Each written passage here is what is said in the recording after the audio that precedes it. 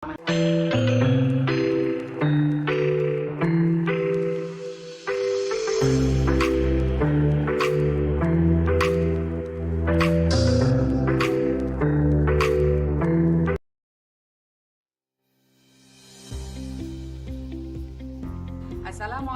warahmatullahi wabarakatuh.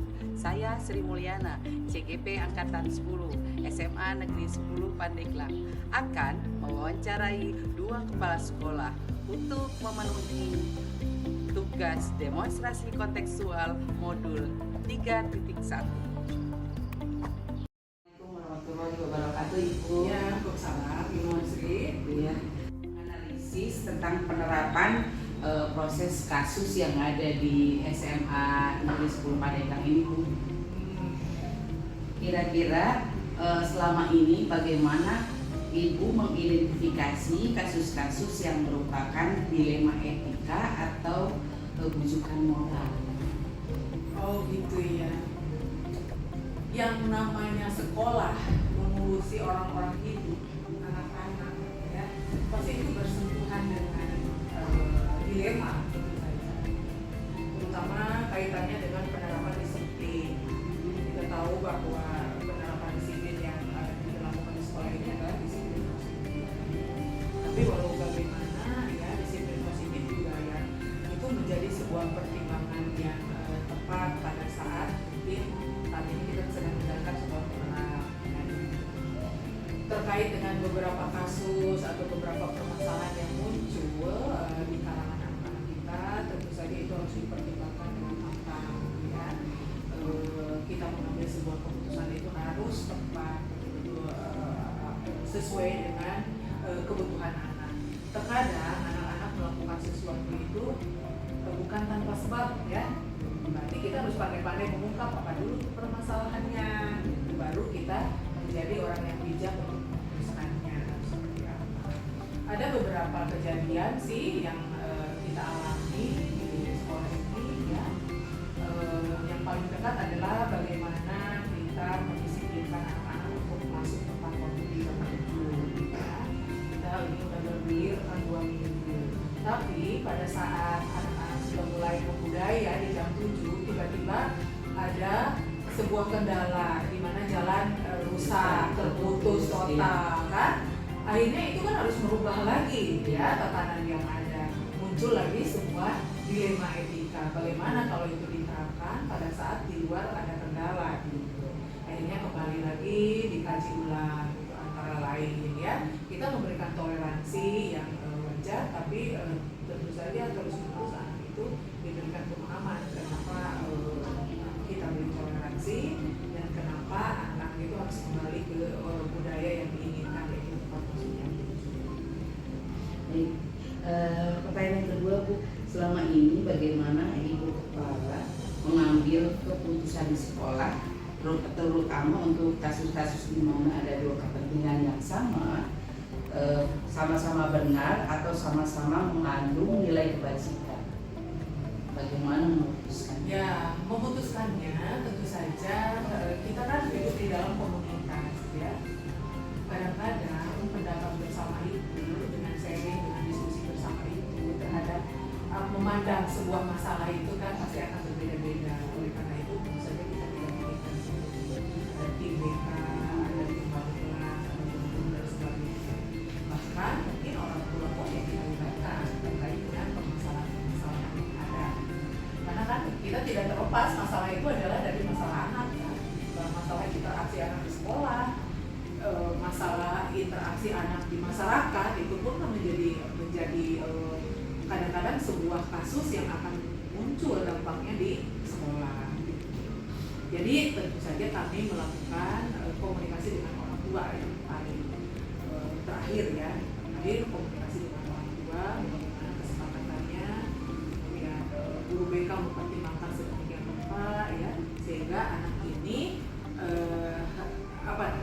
anak ini masih diberikan sebuah kesempatan, gitu, ya, kalau memang mau anak itu untuk menerima kesempatan itu sih yang paling berat, ya, barangkali apabila sudah melibatkan masyarakat di luar, ya, kegiatan di luar, ya. seperti misalnya kasus-kasus tawuran, ya kan? Beberapa tempoh hari kan kita sampai kerjasama dengan BNN, kan segala macam itu bagian dari treatment kita ya, kepada anak. Berarti langkah-langkah atau prosedur seperti apa pertamanya? Ya, pertamanya ada sebuah kasus. Ya. Ya, kasus itu dikaji, ya kan? Tentu saja datanya dicari dulu, ya. Tim BK, wali kelas semua mengumpulkan data. Setelah data itu keluar, baru kita tindak lanjuti harus seperti apa ini menindaklanjuti. Ya, hari ini juga kan kita sudah bertemu dengan orang tua. Itu efek dari mana? Efek dari ada sebuah data yang menyatakan bahwa ada terjadi sesuatu nih di sekolah kita. Maka pelan-pelan kita ungkap gitu. Kita tidak dengar rahasia. Jadi keputusan diambil bersama. Keputusan diambil bersama. Dan itu prosedurnya jelas agar suatu saat ada yang menggugat, ya kita sudah istilahnya langkah-langkahnya sudah tepat. Baik. Yang keempat Bu, hal-hal apa saja yang selama ini Ibu anggap efektif dalam pengambilan keputusan pada kasus-kasus dilema etika? Itu tadi yang paling efektif adalah dipikirkan bersama, ya solusinya diputuskan bersama. Jadi semuanya istilahnya dengan segala resikonya kan kalau sudah diputuskan bersama. Dipikirkan oleh satu orang pasti akan berbeda dengan dipikirkan 2, 3, 4, 5 orang kan. Pasti insya Allah mudah-mudahan lebih tepat. Itu sih. Yang kelima Bu, hal-hal apa saja yang selama ini merupakan tantangan dalam mengambil keputusan pada kasus-kasus dilema etika? Itu tantangannya tadi kalau sudah bersentuhan dengan pihak luar gitu ya. Jadi tantangannya adalah tentu saja kita tidak membereskan saja dulu di dalam, tapi di luar juga harus dibereskan. Misalnya pada saat tiba-tiba anak kita terciduk berkeliaran pada saat dia belajar. Iya. Kemudian ada dari polsek gitu. kepolisian menelpon, ya. Itu tantangan juga kan? Tantangan artinya apa? Bukan siapa-siapa yang dipanggil, tapi pihak sekolah yang dipanggil karena pada saat belajar kayak gitu ya. Itu juga tantangan ya. Artinya kita harus menjalin komunikasi dengan baik dengan pihak luar juga untuk menyelesaikan permasalahan ini. Oke, selanjutnya, apakah ibu sebagai kepala memiliki sebuah tata cara atau jadwal tertentu dalam sebuah penyelesaian kasus dilema etika? Apakah ibu langsung menyelesaikan dalam bentuk prosedur atau atau dijalankan sesuai ada jalurnya gitu? Ya, saya pikir yang bertugas untuk menyelesaikan masalah atau istilahnya mengkaji masalah itu sendiri kan biasanya guru BK ya, bimbingan konseling. Tentu saja bimbingan konseling selalu berkoordinasi dengan saya selaku kepala sekolah, dan kepala sekolah menjadi ujung tombak barangkali untuk sampai ke sebuah keputusan kan ini mau diapakan.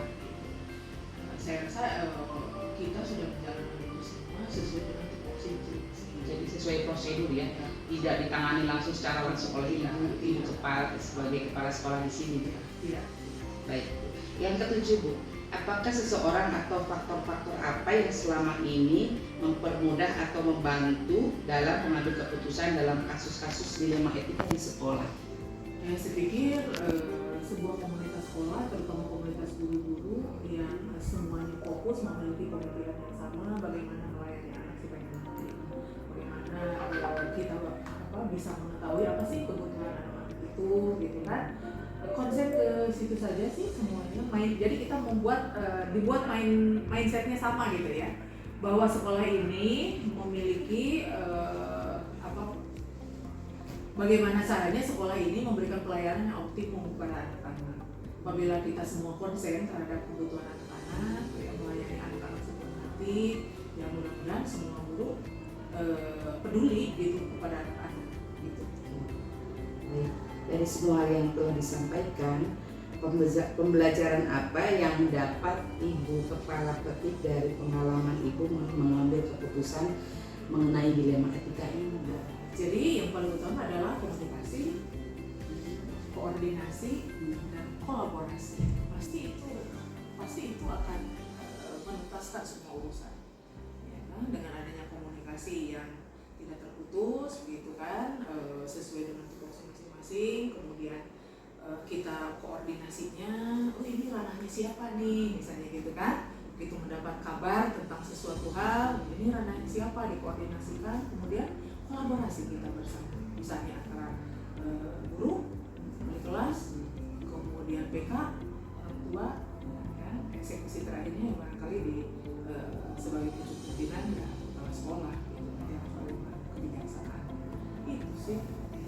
Baik Bu, terima kasih atas waktunya.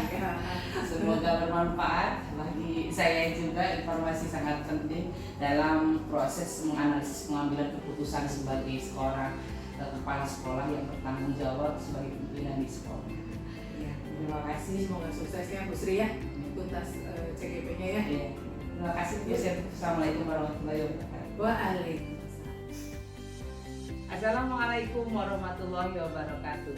Saya Sri Mulyana, CGP Angkatan 10 SMA Negeri 10 Pandeglang akan mewawancarai Kepala Sekolah SMK Negeri 5 Pandeglang dalam kegiatan demonstrasi kontekstual modul 3.1 tentang pengambilan keputusan. Selamat siang Pak. Siang. Hari ini saya akan mewawancarai Bapak tentang pengambilan keputusan yang ada di sekolah. Selama ini bagaimana Bapak mengidentifikasi kasus-kasus yang merupakan dilema etika atau bujukan moral? Dilema etika dan bujukan moral. Dilema etika itu kan suatu situasi yang dihadapi oleh seseorang, ya, di mana dia harus mengambil keputusan tentang perilaku yang tepat menurut pendapat.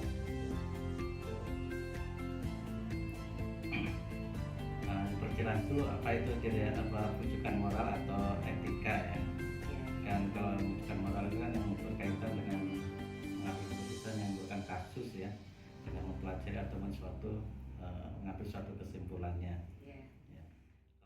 Memang kedua-duanya ini akan amat susah untuk dibedakan gitu ya. Yaitu nanti tergantung dengan mengidentifikasi permasalahannya apa gitu. Misalkan contohnya itu misalkan kita menghadapi suatu permasalahan yang kita temukan di sekolah ya, itu misalkan kasus yang ada ya, itu misalkan tentang apa misalnya ya yang sering diambil itu orang atau ada anak yang jarang masuk sekolah, misalkan nanti pas di suatu saat kita akan mengambil keputusan menaikkan atau tidak menaikkan di akhir semester ya di tahun, dan ada suatu dilemanya gitu ya. Itu yang pasti di situ kita akan mengidentifikasi ya, mengidentifikasi suatu permasalahannya gitu ya. Misalkan tadi itu kalau anak yang jarang masuk, nah itu dia akan ketahuan kita identifikasinya bagaimana itu ya. Nah itu kita cari dulu akar masalahnya di situ ya. Bisa aja yang jarang masuk ini karena kebutuhan ekonomi ya, atau dia membantu pekerjaan orang tuanya ya di rumah, di misalkan di sawah ya, untuk membantu perekonomian orang tuanya. Itu juga kan harus kita pisahkan gitu ya. Oke. Selama ini bagaimana Bapak menjalankan pengambilan keputusan di sekolah Bapak, terutama kasus-kasus di mana ada dua kepentingan yang sama-sama benar atau sama-sama mengandung nilai kebaikan? Tadi harus mengadakan suatu identifikasi ya, identifikasi permasalahannya. Yang kedua kita akan membuat daftar fakta relevannya di lapangan itu bagaimana, gitu ya. Terus kita akan mengidentifikasi pihak terkaitnya ya. Di situ mungkin kalau tadi itu ke orang tuanya, ke tetangganya atau ke temennya gitu ya. Nah itu nanti di situ kita baru bisa menyimpulkan anak ini bagaimana gitu untuk memutuskannya. Jadi langkah-langkah atau prosedur yang bisa Bapak lakukan selama ini yang tadi ya. Yang pertama apa tadi Pak? Ya, membuat identifikasi masalah. Identifikasi Ya, fakta yang relevan. gitu ya. Jadi itu kita saudaranya, Orang tua. Ya, atau teman-temannya gitu ya, Ya. atau mencari nanti suatu langkah-langkah Bapak anak ini misalnya cara masuk itu kenapa gitu. Mungkin kalau dengan teman dekatnya kan lebih terbuka mungkin, atau dengan orang tuanya lebih paham gitu kan. Karena ada kasus juga kadang dari rumah berangkat Ya. ya ternyata tidak nyampe ke sekolah gitu ya. Nah seperti itu juga kan, orang tuanya tahunya anaknya sekolah, ternyata tidak sekolah. Baik. Hal-hal apa saja yang selama ini Bapak anggap efektif dalam pengambilan keputusan pada kasus-kasus dilema etika? Langkah-langkah ya. Yang hal-hal apa saja yang selama ini Bapak anggap efektif dalam pengambilan keputusan pada kasus-kasus dilema etika?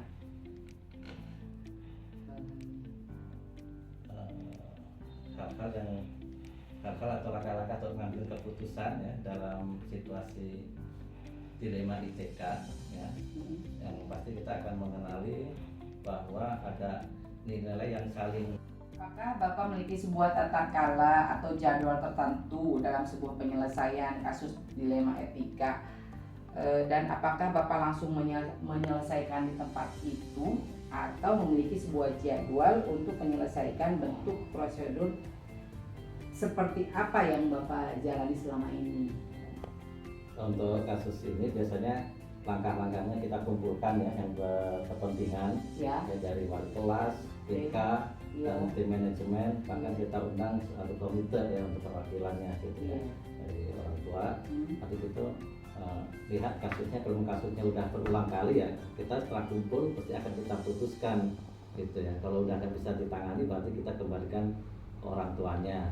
Tapi kalau masih bisa kita bina, kita bimbing, ya mungkin akan kita pertahankan di sekolah. Oke. Pertanyaan yang selanjutnya Pak, adakah seseorang atau faktor-faktor yang selama ini mempermudah atau membantu Bapak dalam mengambil keputusan di sekolah dalam kasus-kasus dilema etika?